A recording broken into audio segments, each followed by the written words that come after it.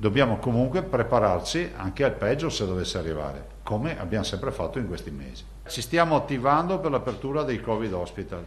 La Regione torna a blindare gli ospedali e riconvertire alcuni nosocomi in Covid Hospital. Per Schiavonia, annuncia Zaia, è questione di ore. Il 9 dicembre sarà invece la volta del San Camillo di Treviso, stesso destino per Sant'Orso, Jesolo e Villafranca. Cioè non è che ci sono alternative, abbiamo già capito che questi sono pazienti molto complicati, con una patologia che ha bisogno di cure intensive e di alta qualità. Non è che possiamo pensare di metterli nell'ex ospedale di Monselice chiuso.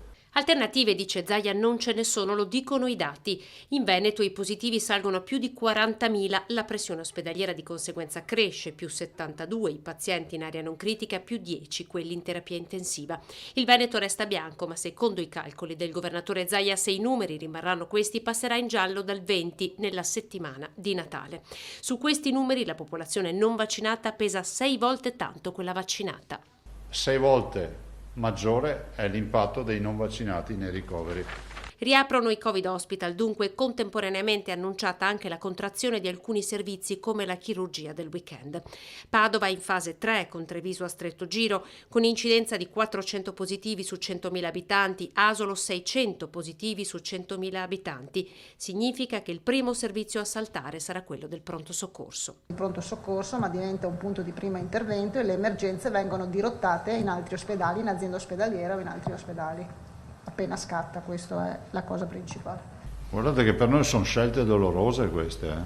Pur braccato dalla vaccinazione, ammette Zaia, questo virus ci sta mettendo ancora sotto pressione. Confermato il trend che vede più che triplicate le prime dosi, restano ancora 630.000 persone che devono vaccinarsi. Ci sono ancora il 10% di 60-69 anni che ancora non si sono vaccinati e che poi purtroppo ritroviamo in corsia o in terapia intensiva, perché se andate a vedere l'età dei non vaccinati vedete cosa accade.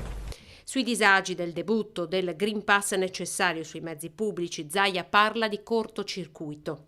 Io penso che dobbiamo partire a ritroso, cioè il diritto allo studio, garantire il percorso da casa alla scuola e fare in modo di risolvere questo problema. Sul fronte delle cure il Veneto corre con la terapia monoclonale, la metà di quegli usati è proprio qui, annuncia Zaia, che apre uno spiraglio anche sulla pillola anti-Covid.